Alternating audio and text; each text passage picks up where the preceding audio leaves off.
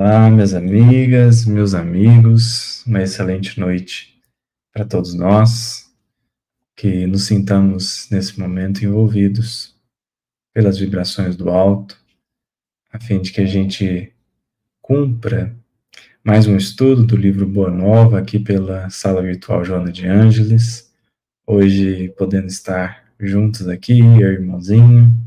Cumprimentamos aí a todos que estão conosco, a Sônia, a Lourdes, a Kel, Cristiane, a minha querida Ana Cláudia, e que todos possamos estar unidos em torno do livro Boa Nova. Carol chegando aí agora também, e a mensagem de hoje, pecado e punição. Boa noite, irmãozinho.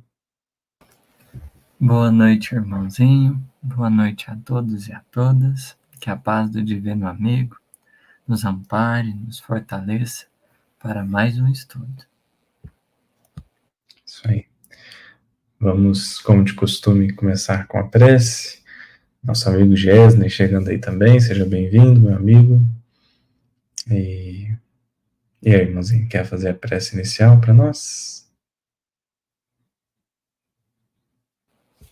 Posso fazer. Jesus, nosso mestre amigo, buscamos-te na intimidade dos nossos corações, pedindo ainda uma vez que nos abençoe, que o teu amor profundo possa ser os alicerces indispensáveis à tarefa em curso, que movidos pela inspiração superior, possamos colaborar na construção do entendimento renovado, da fé viva, da coragem pulsante. Que os espíritos protetores possam nos assessorar e que deles sejamos instrumentos, ainda que singelos. Que eles possam encontrar em nós a disposição de corações que na jornada da vida, apesar das fragilidades, das limitações, têm tentado melhorar um pouquinho a cada dia. Senhor, com essa oração, despretensiosamente nós iniciamos o estudo.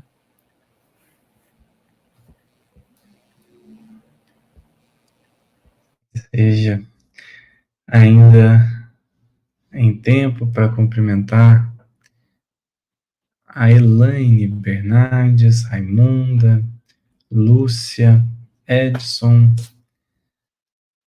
Auresina, Abigail e também alguns outros já conosco. Sintam-se todos cumprimentados. E a nossa amiga Raíssa chegando aí também. Sintam-se todos cumprimentados. E vamos lá, o capítulo de hoje, Pecado e Punição, capítulo 13. Boa noite para Marluce.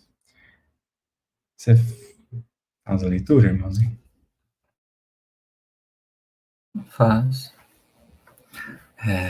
Se alguém tiver tendo dificuldade para ler o capítulo, é só falar que eu aumento a letrinha para a gente conseguir visualizar melhor.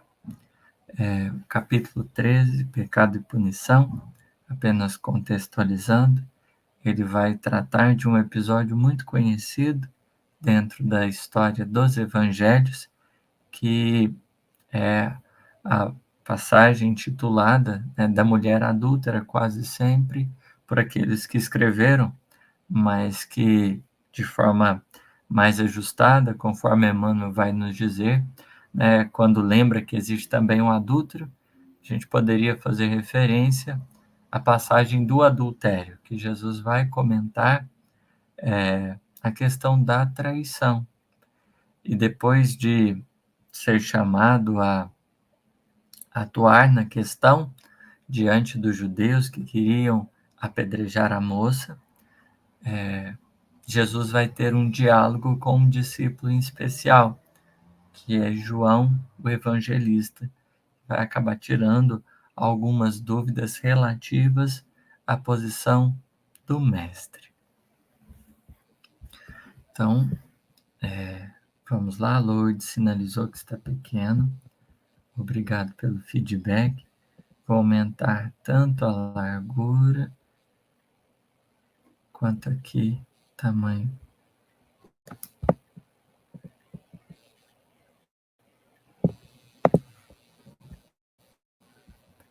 Então, vamos lá. Pecado e punição, capítulo 13. Jesus havia terminado uma de suas pregações na praça pública, quando percebeu que a multidão se movimentava em alvoroço. Alguns populares mais exaltados prorrompiam em gritos, enquanto a mulher ofegante, cabelos desgrenhados e faces macilentas, se aproximava dele, com uma súplica de proteção a sair dos olhos tristes. Os muitos judeus ali aglomerados excitavam um ânimo geral, reclamando o apedrejamento da pecadora na conformidade das antigas tradições. Quando você quiser comentar, irmãozinho, já pode engrenar, fica à vontade. Não, pode ir até aquele que estiver. Solicitado então a se constituir juiz dos costumes do povo, o mestre exclamou com serenidade e desassombro, causando estupefação aos que o ouviram: aquele que estiver sem pecado, atire a primeira pedra. Como o irmãozinho já contextualizou, né, e a gente vê logo aí pelo início do capítulo, qual que é o contexto aqui, né, desse capítulo, eu acho que é muito interessante a gente ver como que os espíritos, tanto do ponto de vista ali na obra kardeciana, né, como também pelas mãos do Chico, como que os espíritos trabalham essa questão da justiça, a questão da punição, a questão do pecado e o pecador.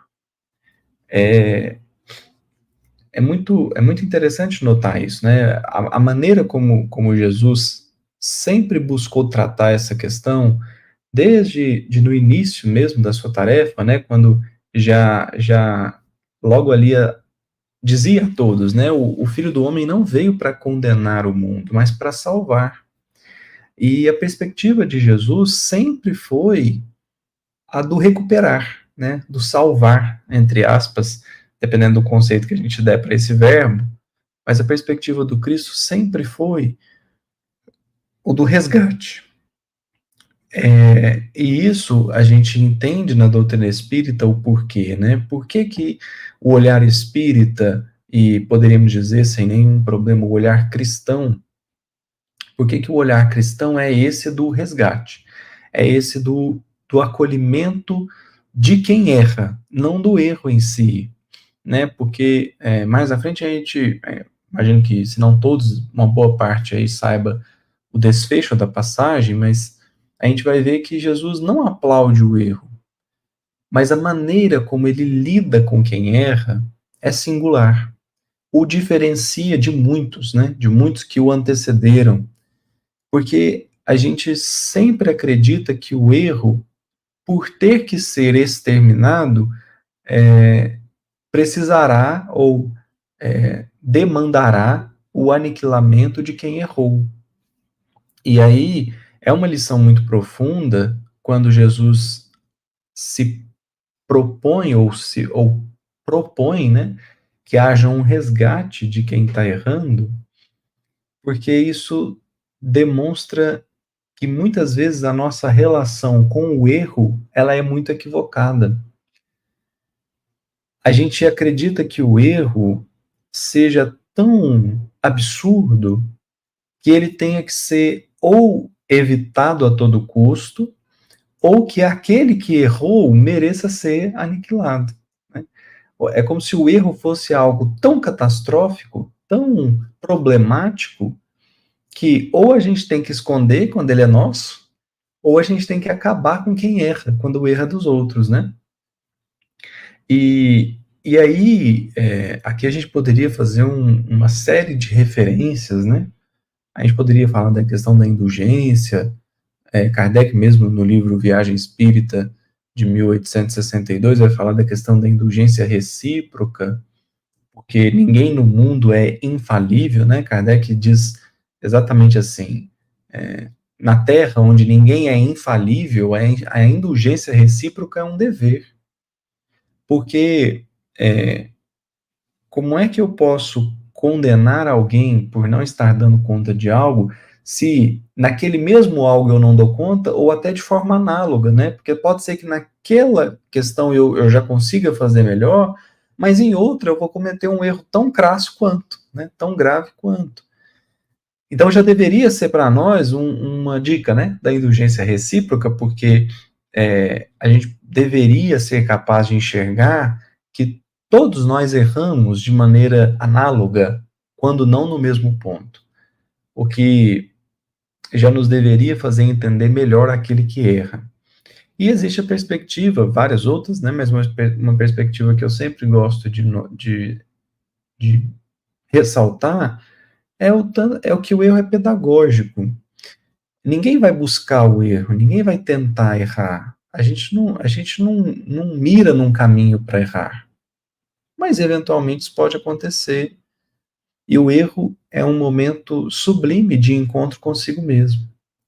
É um momento em que a gente é convidado a olhar para as nossas forças, né? A olhar para quem a gente é realmente, aquilo que a gente dá conta, aquilo que a gente não dá. Então, não é que o erro deva ser rechaçado. Claro que ele vai ser evitado, mas não rechaçado quando ele se faz presente. E por isso é tão significativo o fato de Jesus acolher quem erra. Porque quem errou aprende. Quem caiu levanta. Quem feriu regenera. Porque a possibilidade é infinita. A oportunidade é única, mas as possibilidades são infinitas. De maneira, então, que observar como Jesus lidou com os erros é muito significativo, sobretudo para a nossa caminhada, de modo geral, ou melhor, de modo particular, e a dos outros também, né?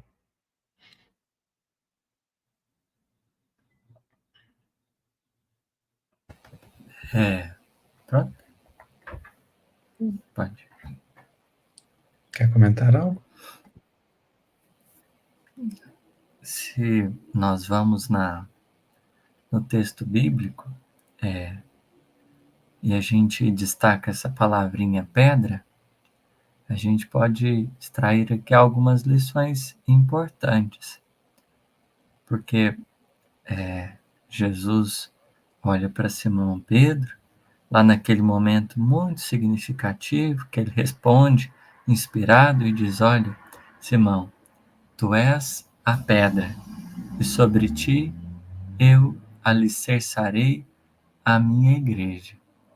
Então, vejamos que a pedra, quando mal conduzida, e as pessoas estavam atentas apenas ao pecado e à punição, ela pode ser um instrumento de martírio, mas ela pode também ser o alicerce para a construção dessa edificação espiritual. Ou seja, se nós soubermos bem compreendermos no seu valor, ela deixa de ser a arma para se tornar uma ferramenta. Porque a pedra, ela faz menção à lei. Então, vamos dizer assim, eu posso me valer da lei, do conhecimento divino que eu tenho, para ferir, ou eu posso pegar o meu conhecimento superior e utilizar ele como alicerce para me aproximar do outro. Porque enquanto Simão Pedro foi destinado a ser esse alicerce, ele seria aquele que reuniria os corações. Então, a pedra pode ser para espantar, como pode ser para atrair. Vai depender justamente de onde a gente coloca ela. da maneira com que a gente se dispõe a manuseá-la. A gente pode pegar tudo que a gente sabe para machucar bastante alguém, como a gente pode pegar tudo que a gente sabe para abençoar algum coração. E essa talvez seja a grande diferença dentro dessa passagem, porque qual vai ser a justificativa para as pessoas estarem utilizando a pedra desse jeito? Eles vão dizer que conforme eles tinham conhecimento da lei de Moisés, ou seja, a referência deles, eles se valeram do conhecimento que eles tinham para estar conduzindo a experiência daquela forma.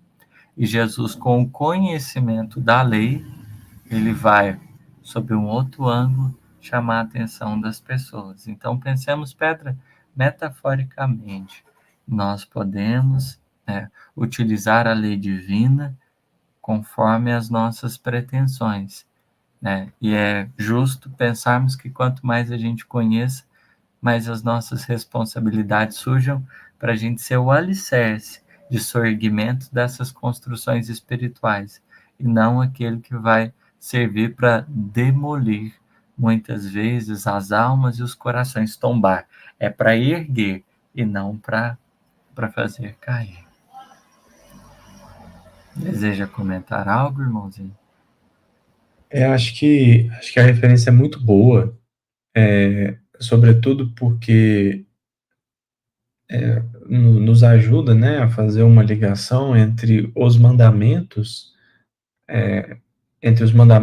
espalhados na Torá, né?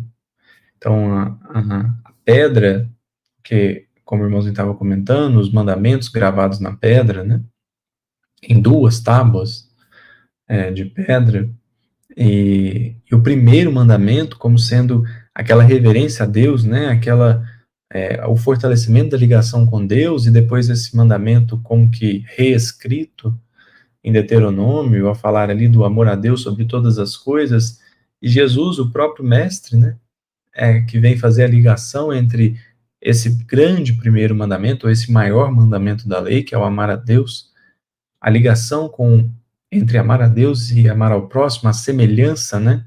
É como a dizer, e depois João mesmo vai dizer isso na sua carta, não dá para amar a Deus sem amar ao próximo, portanto, não se pode cumprir o maior mandamento da lei sem se cumprir este outro, né? Que é o amar ao próximo como a si mesmo.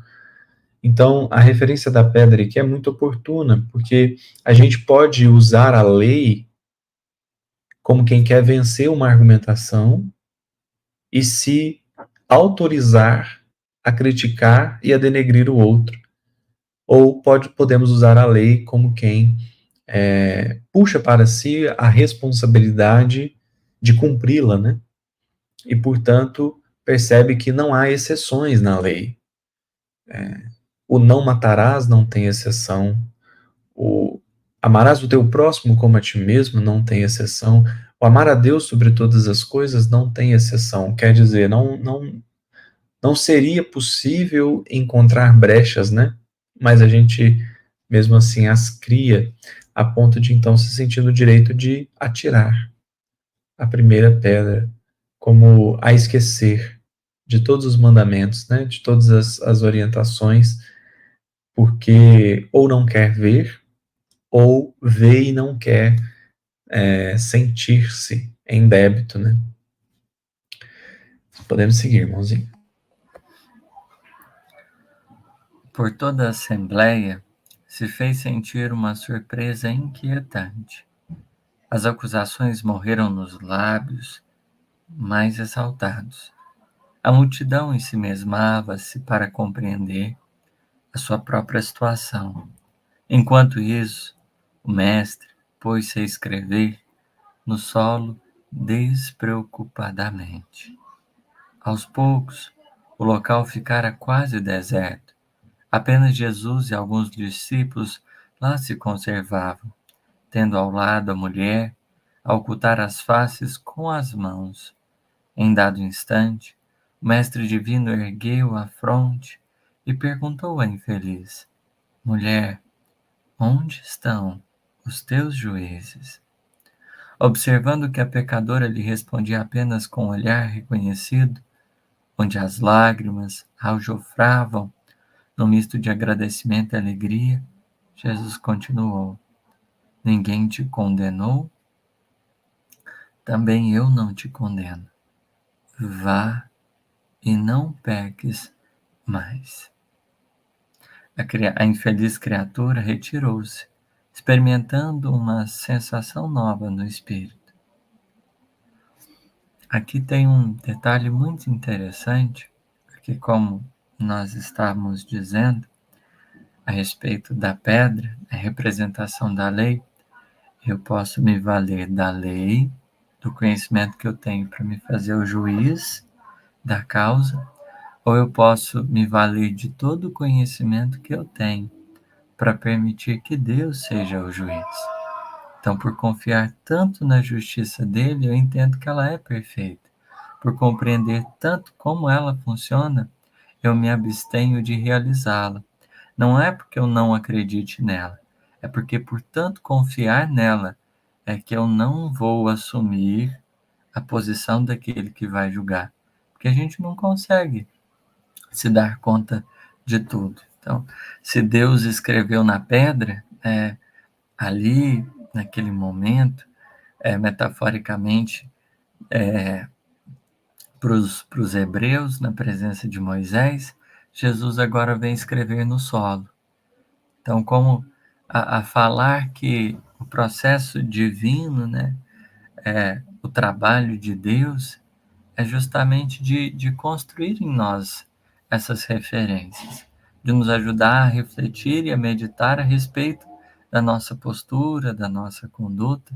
Por isso, a vida, de certo modo, né, vai escrevendo no solo das nossas existências a, as leis de amor, justiça e caridade. Porque quanto mais o tempo passar, mais a nossa vida vai ser orientada por Deus. Mais os nossos sentimentos e pensamentos vão ser escritos sob o prisma divino. Então, Jesus estava aqui reconfigurando essas nossas noções de vida e apresentando-nos uma nova perspectiva. Não tem necessidade da gente condenar quando a gente, de alguma forma, já compreende melhor a justiça. Isso é muito, muito oportuno, porque o fato de não haver condenação não significa que não vai haver reparação, né? Acontece que o olhar para a reparação pode ser um olhar de quem se sente punido ou de quem percebe que tem a oportunidade de refazer aquilo que não fez bem feito. Então, a questão da reparação, ela virá, né? Não pelo tom da punição, mas pelo tom do reajuste mesmo, né? É a lei nos ofertando a oportunidade de fazer melhor aquilo que não temos feito bem. E isso, não fosse talvez o nosso interesse pessoal ferido ou o nosso orgulho ferido, isso seria visto com mais alegria, porque se fizemos mal feito ou se fizemos mal, fingir que isso não aconteceu não apaga o passado, né? O que apaga realmente, como Kardec vai dizendo no Céu e Inferno, o que apaga os traços de uma falta é a reparação, é a expiação e reparação, né? Precedidos aí pelo arrependimento, mas é preciso arrepender, expiar e reparar. Então, o fato de Jesus não condenar não quer dizer que aquela pessoa, que aquele espírito não vai precisar reajustar. É só que não precisa, como o irmãozinho estava colocando, não precisa adicionar à reparação o peso de uma condenação. Até porque, como depois Tiago vai escrever na sua carta, nós não temos o poder nem de legislar e nem de julgar. Então, a gente nem faz a lei e nem analisa os processos, né?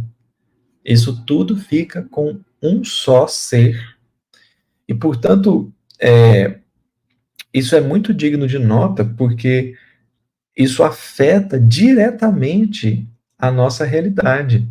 Isso não é uma teoria distante, porque diariamente a gente é confrontado por crimes, por notícias, por questões diversas.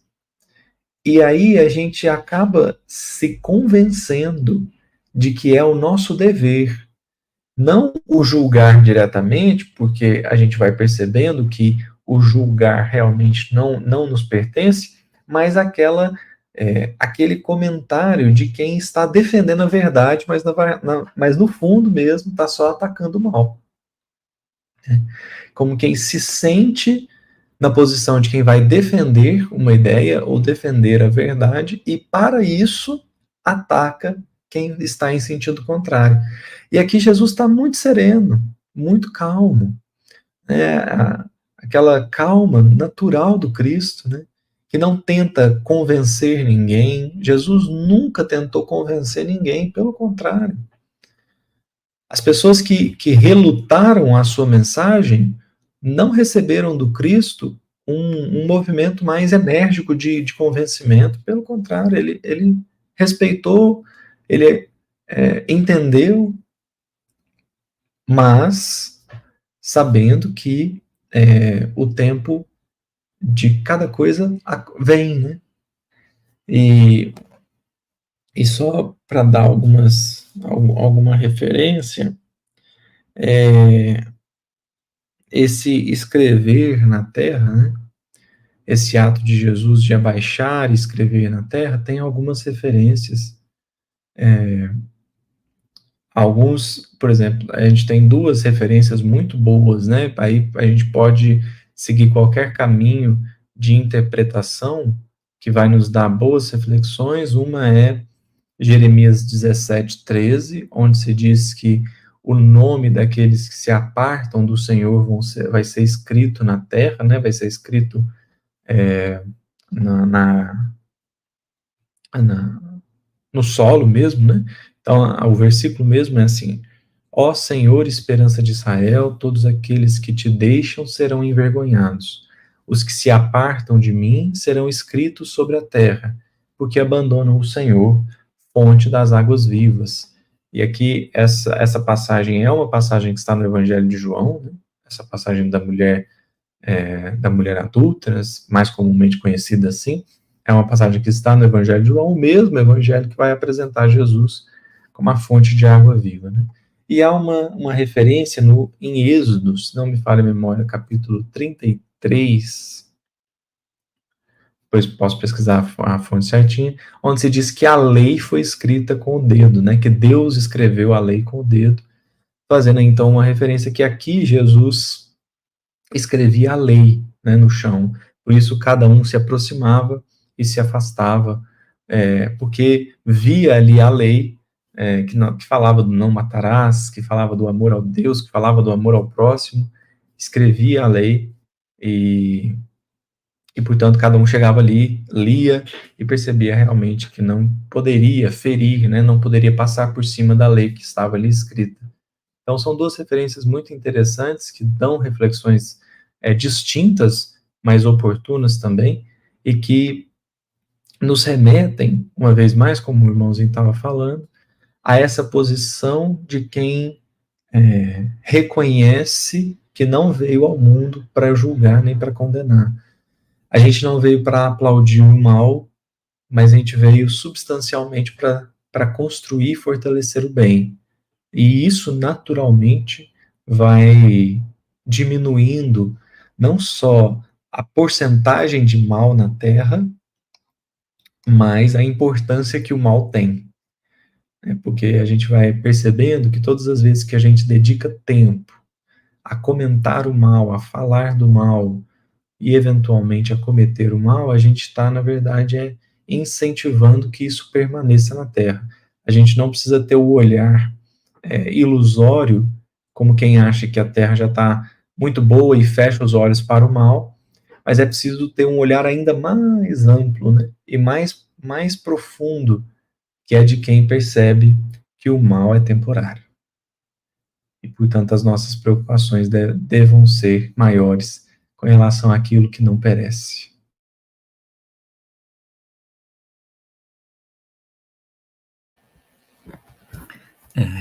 Um outro comentário também oportuno para a gente fazer é que existe nessa passagem dois, então, paradigmas. Existe o paradigma do legalista e existe o paradigma do justo.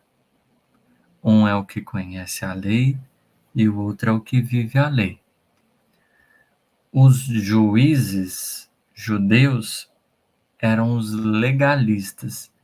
Eles sabiam o certo e o errado. Jesus era o justo e vivia sob as bênçãos da justiça. Então, enquanto um está reivindicando a lei para o outro está aplicando ela para si.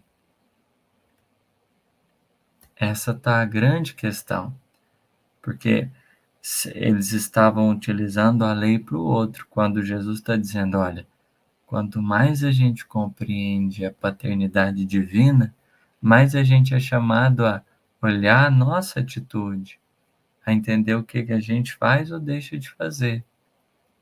E é por isso que a condenação não tem muito sentido, mas Jesus não deixa de orientar.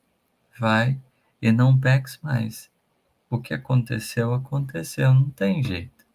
Mas essa fala, né, ela é muito bonita, porque ela significa, em outras palavras, Jesus considerando assim, lembra, mulher, que o seu destino, a, a, sua, a sua caminhada, estão prometidos a uma outra perspectiva, não é a isso. Não é a dor, não é o sofrimento, não é essa situação que a vida está, de alguma forma, te encerrando. Olha um pouco mais longe, observa um pouco mais largamente, porque é como se Jesus também tivesse ajudando ela a se relacionar com essa justiça divina, para que ela compreendesse melhor a maneira de conduzi-la. E aí a gente pode até pensar naquela frase que a gente às vezes usa, consciência pesa. A consciência não pesa. Quem pesa são, vamos dizer assim, é o nosso orgulho. O orgulho pesa, porque quando a gente se equivoca, né, normalmente é o orgulho que invoca a culpa e a culpa pesa dentro da gente.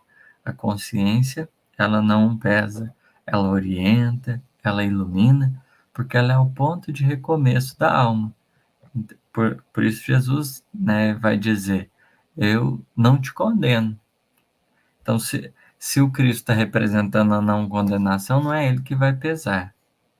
Não é ele que vai pesar. É uma outra coisa, né? Então, só para pontuar essa questão, aproveitando essa passagem. Só para dar a referência certinha, a referência do dedo de Deus, né, tendo escrito a lei, essa referência está em Êxodo 31, é o último versículo, que diz expressamente, né, e deu a Moisés, quando acabou de falar com ele no Monte Sinai, as duas tábuas do testemunho, tábuas de pedra escritas pelo dedo de Deus. É uma referência aí também a esse escrito, né, que João ressalta, né, escreveu com o dedo na terra. Vamos lá, vamos avançar. Então, a mulher vai embora, Jesus vai ficar na presença dos discípulos e eles vão querer perguntar algumas coisas, porque eles não conseguiram ocultar a estranheza que lhes causara o seu gesto. Por que não condenar a ele aquela mulher de vida censurável ao olho de todos? Não se tratava de uma adúltera? Nesse interim, o João vai se aproximar e interrogar: Mestre, por que não condenastes a meretriz de vida infame? Jesus fixou no discípulo um olhar calmo e bondoso e redarguiu: quais as razões que aduzes em favor dessa condenação? Sabes o motivo por que essa pobre mulher se prostituiu? Terás sofrido alguma vez a dureza das vicissitudes que ela atravessou em sua vida? Ignoras o vulto das necessidades e das tentações que a fizeram sucumbir a meio do caminho. Não sabe quantas vezes tem sido ela objeto do escárnio dos pais, dos filhos, dos irmãos, das mulheres mais felizes. Não seria justo agravar-lhes os padecimentos infernais da consciência pesarosa e sem rumo. Entretanto, exclamou João, defendendo os princípios da lei antiga, ela pecou e fez jus à punição. Não está escrito que os homens pagarão centil por centil os seus próprios erros? O mestre sorriu sem se perturbar, esclareceu. Ninguém pode contestar que ela tenha pecado. Quem estará irrepreensível em face da terra? Há sacerdotes da lei, magistrados e filósofos que prostituíram suas almas por mais baixo preço. Contudo, ainda não lhes vi os acusadores. A hipocrisia costuma campear impune, enquanto se atiram pedras ao sofrimento. João, o mundo está cheio de sepulcros caiados. Deus, porém, é o Pai de bondade infinita que aguarda os filhos pródigos em sua casa. Poder-se-ia desejar para pecador humilde tormento maior do que ela própria se condenou por tempo indeterminado? Quantas vezes lhe tem faltado pão à boca faminta, ou a manifestação de um carinho sincero à alma angustiada? Raras dores no mundo serão idênticas às agonias de suas noites silenciosas e tristes. Esse, seu doloroso inferno, sua aflitiva condenação, é que em todos os planos o Instituto da Justiça Divina funciona naturalmente com seus princípios de compensação. A fala de Jesus é um pouquinho mais longa, né? Se você quiser comentar. Vamos lá. Tem algumas coisas interessantes aqui, né? A maneira como João faz a observação dele é muito significativa, porque ele vem com a razão, né? E a gente faz muito isso, de observar que a nossa postura está bem embasada, né? Mas Jesus chama a uma compreensão ainda mais profunda, mais densa, porque se a gente chega num patamar de entendimento que me permite condenar, é porque eu preciso ir mais fundo ainda, para perceber que não é que eu não posso condenar, ou não é que eu não devo condenar, é que eu não preciso. Eu não preciso trazer para mim esse fardo, porque esse fardo é muito pesado. É muito pesado. Se é que a gente pode chamar assim, né? Uma condenação, ou melhor dizendo, uma sentença justa, ela leva em consideração coisas que a gente não tem condição de observar. E aí é muito curioso algo que Jesus fala, que Jesus questiona João, né? Fala assim, olha, você sabe tudo o que ela está passando? E por que eu acho que isso é curioso? Porque todas as vezes que a gente conhece a fundo quem está sendo acusado, a gente percebe que quem acusa não está enxergando tudo. Mas nem sempre a gente para raciocinar que quando somos nós os acusadores, nós é que não estamos enxergando tudo. Então, a gente consegue ocupar os dois lados, o que é bastante curioso, sem perceber que quando nós estamos no lado da acusação, nós estamos cometendo o mesmo erro que aqueles que estavam na acusação cometiam e nós víamos, né? Porque entendíamos o lado de quem estava acusado, de quem estava sendo acusado. Então, o que Jesus está propondo aqui é que todas as vezes, e Emmanuel tem uma mensagem a esse respeito, né? Toda vez que a gente se sente com disposição suficiente para condenar, para criticar, para apontar falhas simplesmente, é porque a gente não conhece a história inteira. É porque a gente não observou tudo, né? Eu me lembro até de uma citação de um livro, não me lembro o nome do médium, mas é um livro assinado pela Hermance Dufour, em que ela nos pede refletir que o fato de a gente se colocar, diz assim, né, se ponha no lugar do outro, nem sempre a gente vai alcançar, ainda que já seja um movimento, né, ainda que já seja um ganho, o fato de eu tentar sair um pouquinho de mim para me pôr no lugar do outro, isso já seja de certa forma um ganho, ali a irmã se nos pede pensar que nem sempre a gente vai conseguir observar ainda assim, porque a gente vai para o lugar do outro, mas a gente não viveu a história do outro. A gente não teve as mesmas, a gente não teve os mesmos desafios do outro. Então, muitíssimo raramente nós vamos ter uma compreensão total do outro, né? De forma, então, que o que Jesus parece propor aqui é, olha, não se proponha a condenar ninguém, porque você vai estar errado. E nem sempre você vai perceber isso. Muitas vezes você vai fazer uma análise para consigo mesmo e vai ainda assim se sentindo direito. E Jesus está ali a dizer: olha, nunca nós vamos ter todas as variáveis. Então, não é nem o caso de se pôr no lugar do outro para aí entender que não se deve condenar. Não, não. É antes ainda. É nem precisar me colocar no lugar do outro, porque eu já sei que essa não é a minha função. Essa não é a minha tarefa. Pelo contrário ainda, né?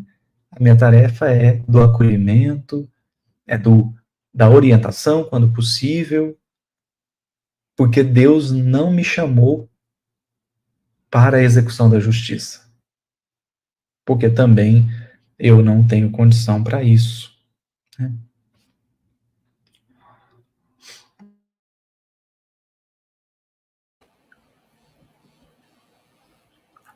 Que continua lendo? Pode avançar? Quer Pode? comentar? Não, pode continuar.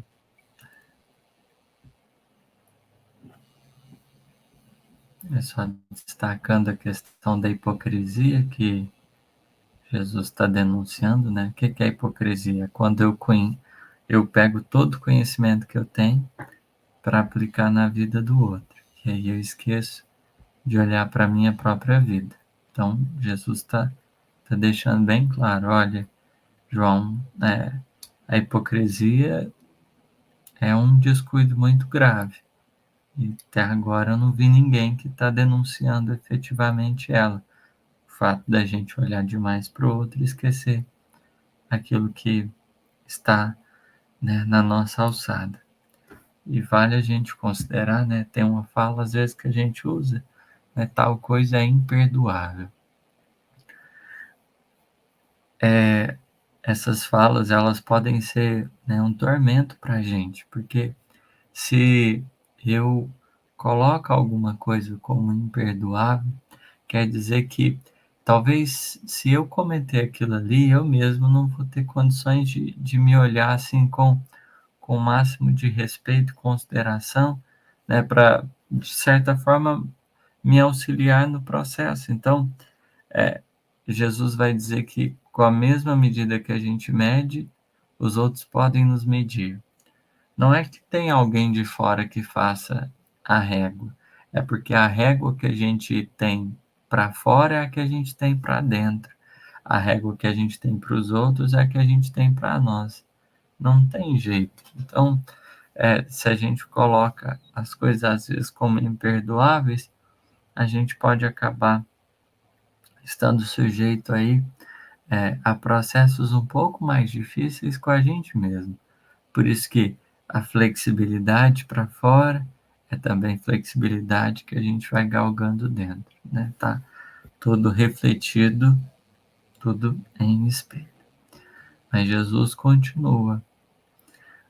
Cada ser traz consigo a fagulha sagrada do Criador e erige dentro de si o santuário de sua presença, ou a muralha sombria da negação.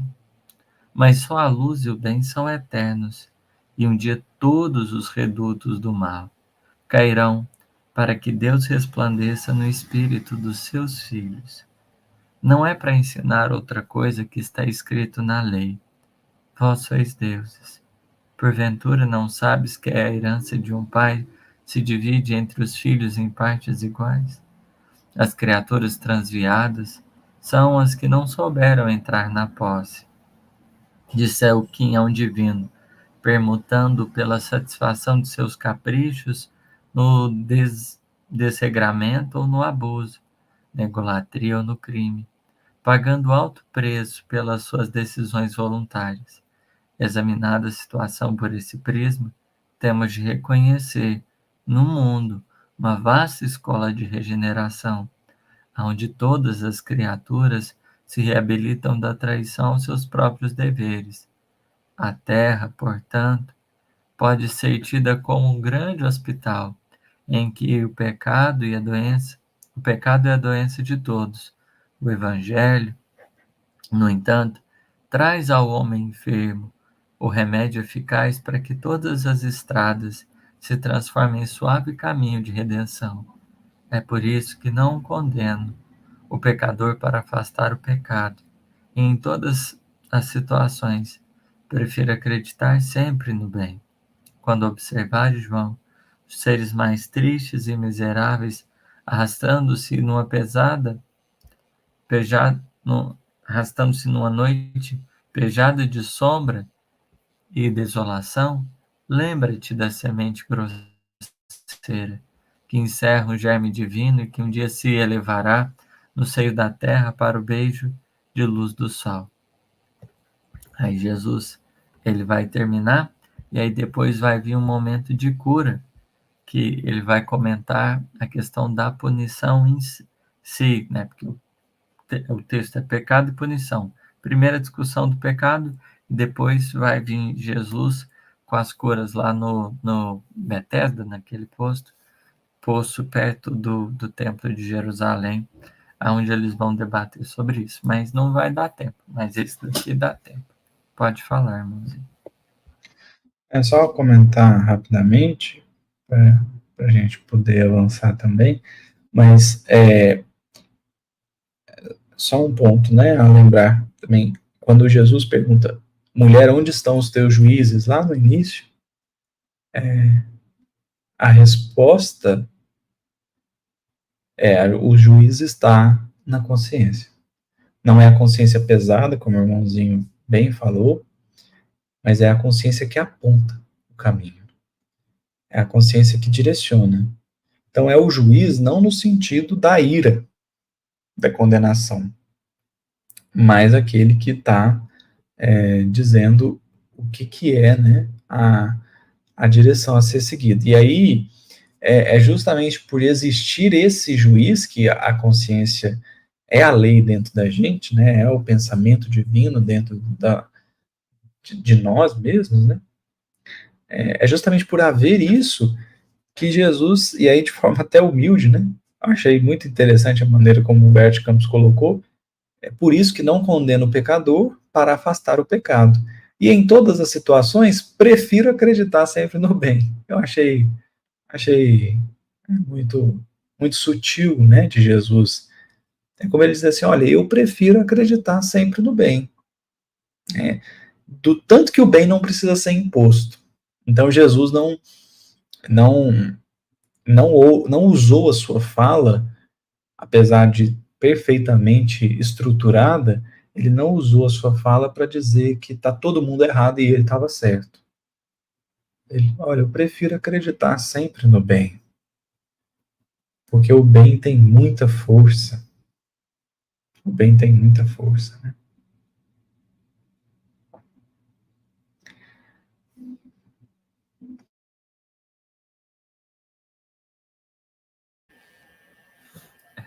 Pode ser, porque a segunda parte não vai dar para comentar. Ou você quer que... As falas são longas, né, também. Vai ter que ficar. A gente retoma a próxima. Mas é isso, né? A questão do pecado, e Emmanuel tem uma mensagem muito boa, depois quem não conhecer, quiser conhecer, ou quem já conhecer quiser reler, né? Pecado e Pecador, capítulo 122 do livro Pão Nosso. E a ideia é bem isso aqui, né, que está posto. Porque o propósito divino não é de aniquilar ninguém. Então isso não está em jogo. Então poderemos cometer os maiores equívocos, né? Os maiores equívocos, mas não está em jogo isso. Se vamos ser aniquilados ou não, isso não está em questão, porque não vamos, né? E então nos compete esse exercício interior, porque a condenação, se a gente for parar para pensar, né, de maneira mais particular, mais interiorizada, a condenação, quando a gente se lança na condenação, no fundo, a gente está querendo correr, fugir, é uma fuga psicológica, né, daquilo que a gente tem que fazer dentro da gente. Porque parece que inconscientemente o que a gente mais busca é alguém para que a gente possa apontar o erro de maneira que o dedo deixa de ser apontado para nós, né? E aí fica parecendo que a gente não tem mais nada a fazer, que a gente está na confortável posição de quem já realizou tudo que precisava ou tudo que podia. Então o chamado é justamente no sentido oposto, olhar para as próprias mazelas, né? É isso que a gente precisa verdadeiramente. E tudo à nossa volta vai tentar nos distrair disso. Os erros dos outros, o conforto, o apego a bem material, as possibilidades materiais, tudo isso são distrações para que a gente esqueça o que há de mais urgente a ser feito, que é um autoconhecimento, um verdadeiro olhar para dentro, a fim de que a gente possa nos encontrar e, a partir disso, nos transformar.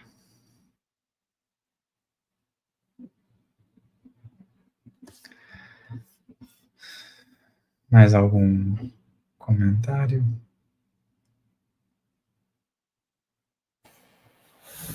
Não, é isso mesmo. No fundo, Jesus ele está considerando que o palco da justiça nunca vai ser fora. A justiça divina encontra espaço dentro. É no nosso próprio coração que as coisas acontecem. E, portanto, a gente vai precisar... não, a gente não tem necessidade nenhuma de vigiar quem quer que seja, porque naturalmente nós vamos encontrando a gente mesmo no caminho. Isso aí. A Adriana está perguntando, né, se na próxima live será a continuidade desse ou o novo. Imagino que a gente encerra esse e inicia o novo, né, porque só a próxima parte aí do capítulo também pode ser que uma live inteira a gente consiga iniciar o próximo capítulo. Vamos ver como vai ser, né? Isso aí.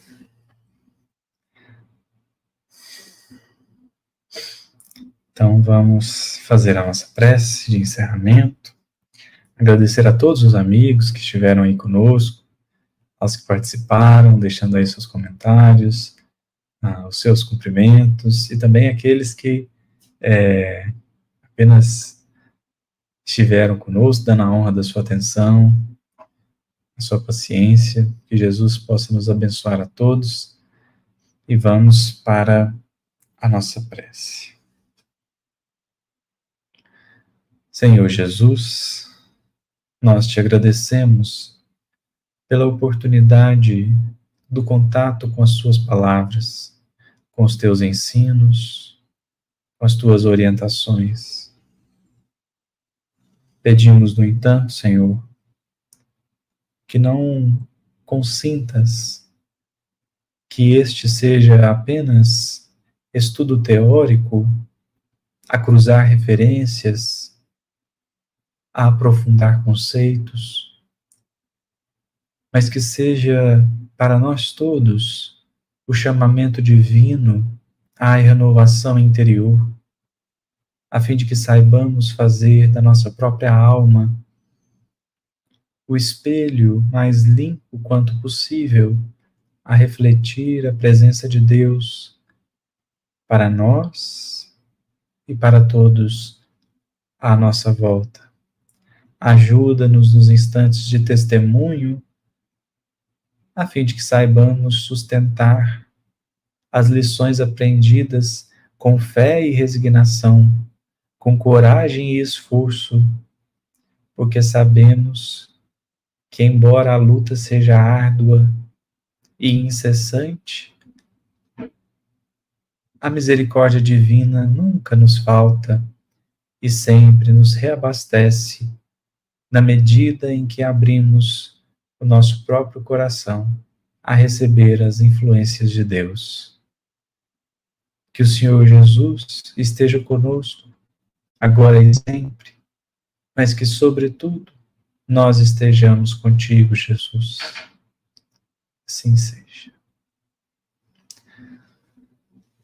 Então é isso, meus amigos. Até a próxima, se Deus quiser. Tchau, tchau.